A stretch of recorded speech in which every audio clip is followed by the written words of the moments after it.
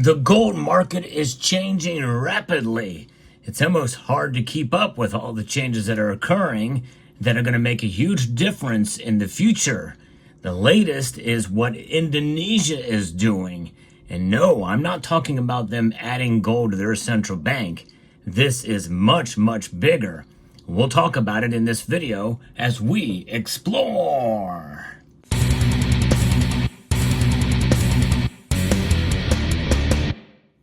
In another big news segment in the world of gold, Indonesia is making a huge move in the terms of the gold market in their country. And I think in a sense that is going to really pique demand among the citizenry as well as maybe even other nations as they make a move to essentially establish bullion banks. And this is a big deal for sure. This news just breaking, Indonesia is ready to set up bullion banks after developing its capacity to produce gold bars domestically, according to Minister of State-owned enterprises, Eric Thohir here. Now, I think this is pretty amazing. Now, for those of us here in the United States, well, gold is fairly easy to come by. In the East, there's a lot of demand for gold. There's no question about it.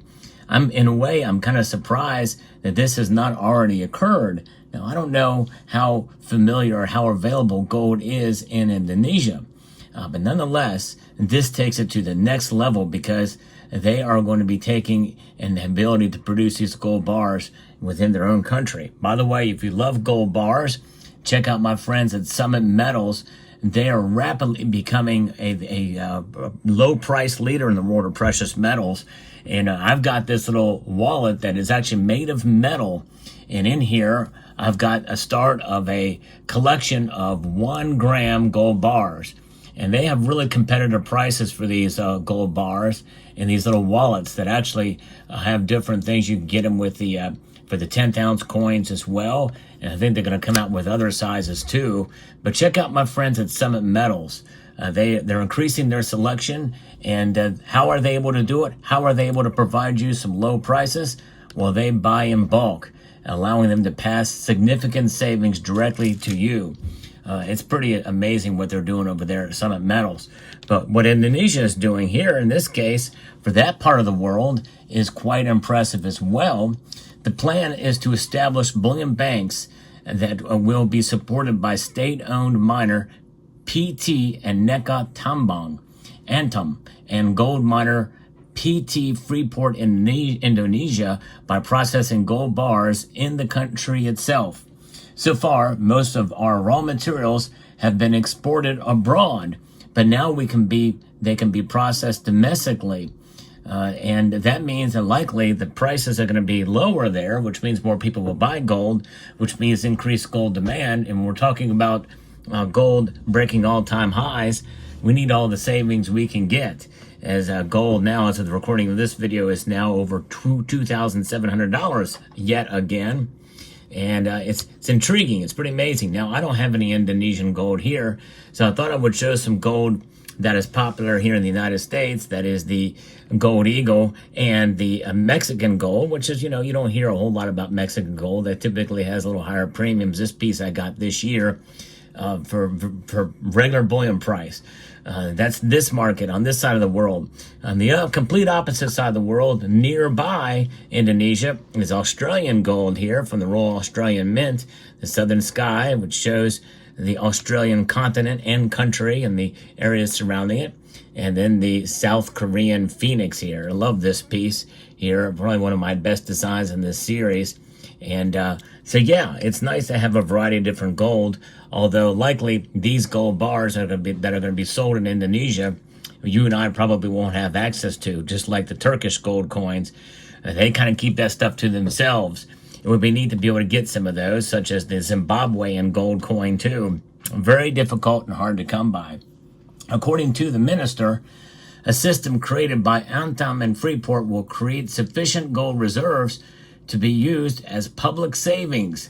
Now think about that for a moment. The general public and savings.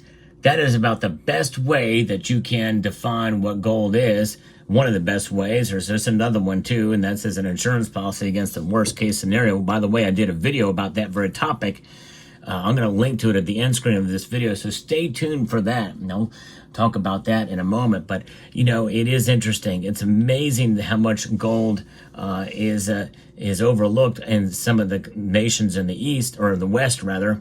And really, in a sense, it is something that nations like Syria they're getting a crash course if they're not already stacking gold in Syria. But as a savings vehicle, how is it a savings vehicle? How can it be public savings for you as a general public, which in a sense is private hands for the public? You hold that gold in your hands, and that gold will preserve your wealth through the course of time and through price fluctuations as well. Yes, you can buy an ounce of gold today, or an ounce of gold tomorrow, or a tenth of an ounce, or even a little gram bar like these Summit Metals pieces here, and the price could tank the next day. It's not what it's there for. Savings are meant to be held for a period of time. That's what they're there for. Essentially, when you think about a savings account, you put money in it and you forget about it.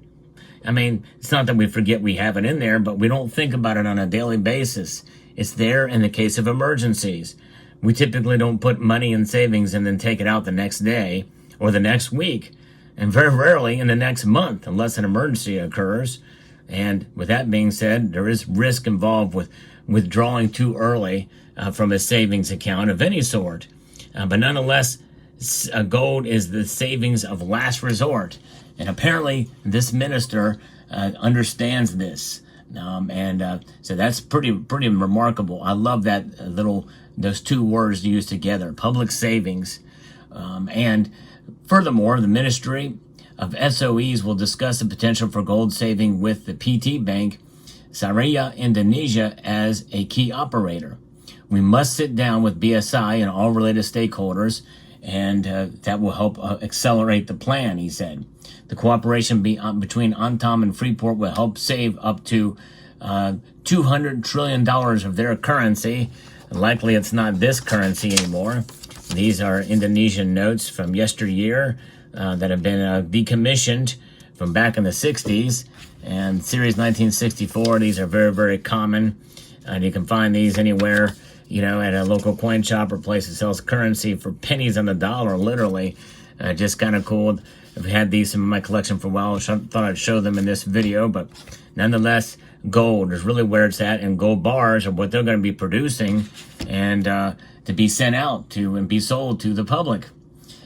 In addition to BSI, the Coordinating Minister of Economic Affairs, Erlangga Hartarto, will also propose the name of PT Bank Rakyat Indonesia, which is BRI, as key operator of a bullion bank. In my opinion, this is the beginning of several banks becoming bullion banks. I propose to the Financial Services Authority to appoint BRI, which is the holding of pawn shop operator Pegadaian, and also BSI as bullion banks in Indonesia.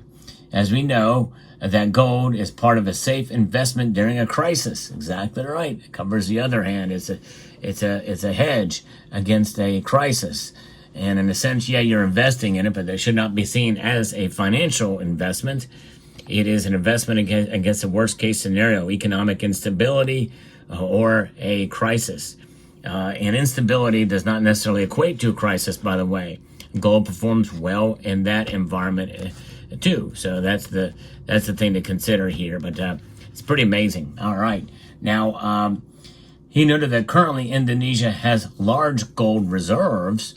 PT Pegadaian, for example, currently holds 70 tons of gold reserves.